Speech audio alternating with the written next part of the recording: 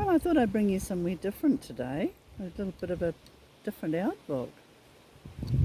It's blowing a bit of a gale, so I've tucked myself into a corner and I'm squinting because it's bright. But if I put my sunglasses on, I don't know about you, but when I'm trying to talk to someone that's wearing sunglasses and I can't see the expression in their eyes, I always feel a bit uncomfortable. What I was going to say was the other day I had a comment about, what would you do if the motor in the camper van went? What would you do? Like, it'd be a catastrophe, but I could reply and say, well, what would happen if if the roof on your house needed replacing, or your hot water system? Life has these kind of problems that come to you constantly. Just because it's a camper van, it doesn't make much difference really.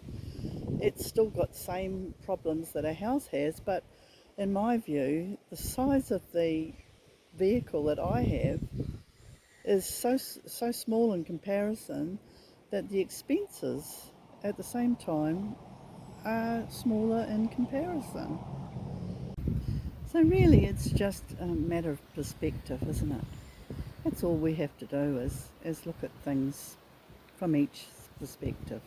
So what's the meaning of life to you? For me, it's a journey through life with experiences, good and bad, positive and negative. But it's mainly the experience of our senses, all of them, our emotions in particular. And whether they're good or bad, that forms our character, and we evolve as we get older into a person because of those negative experiences, because of those positive experiences. And at the end of our lives, towards the end, we can use that experience to help others, and ourselves of course. Hopefully we've turned into a decent human being at the end of all that, and then maybe we can pass on that experience to our loved ones, especially our grandchildren, as they come up and start to experience life. We can pass on some of the things that we've learned to them. But I'm wondering now if some sort of bottleneck has formed and there are people that are just stuck. They're not moving forward, they're just overcome by fears and not able to move forward. You do know fear isn't real. We create it for ourselves based on previous experiences, and we try to avoid going back there and getting hurt, which is great and a very good survival technique our wonderful bodies have made, but, and it's a big but, it's grown disproportionately so that now we're too afraid to do any changes. Now if this speaks to you, oops, bit of a gust, try small steps, going to a different town or shop for your supplies, using a different bathroom product, moving your bed to a different position in the room, especially if you're not sleeping well. You will find ways in your lifestyle to stretch yourself out of the comfort zone your body has put you in. A lifetime of always doing it that way can become like a prison of sorts. And now you're older, it's not suiting you. If you're unhappy with your lot, that could be the reason,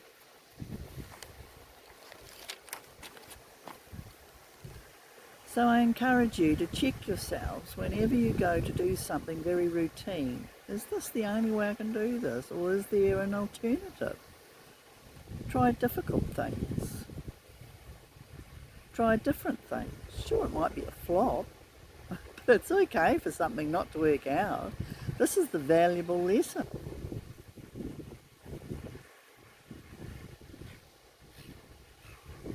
Enjoy the flop, the disappointment, and use it to make a better choice for another alternative.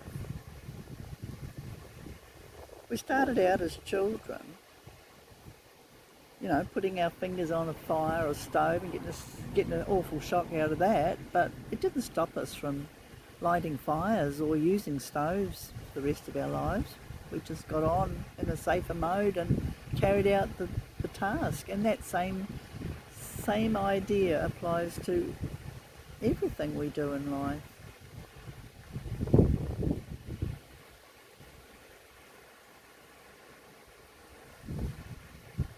After a while, you'll not put so much value onto fear, but instead empower yourself so you can adapt and change whenever you feel like it.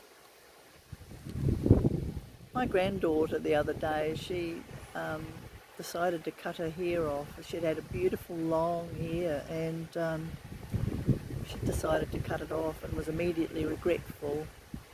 But it was a cute bob and it suited her, and I said to her, well, don't get too upset about it. You've learned a lesson and you've discovered that you prefer it long. It'll grow back.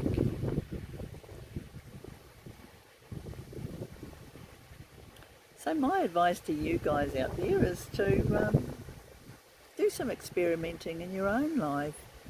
I don't say cut your hair off necessarily, but you know, change your hairstyle, the colour of it, change your hat, shave a beard, grow one.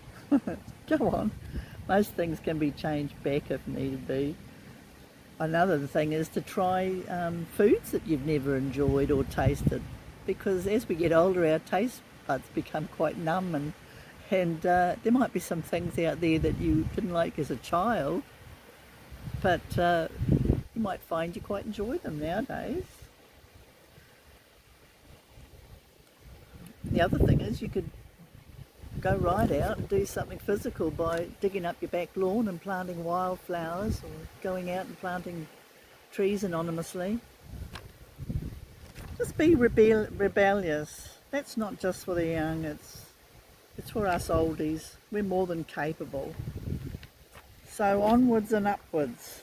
You can do anything if you set your mind to it. Don't keep walking in that rut. Peep over the ridge and see what else is there. Sure, someone might take a pop at you. Just duck down again and try it a different way. But what if you discover something fabulous, something new, an interest, a hobby, or just a lovely place to spend your time? Let go of the unrealistic fears and start to really live. That's what we're here for after all. So let's go of some of those unrealistic fears. This is what life's about. It's for living, trying new things. So get out of that comfort zone and start to really live, because that's what we're here for. And we're fast running out of time. Well, I am. I can speak for myself.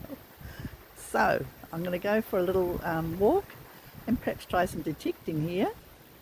And wish me luck. And I'll see you next time. Bye bye.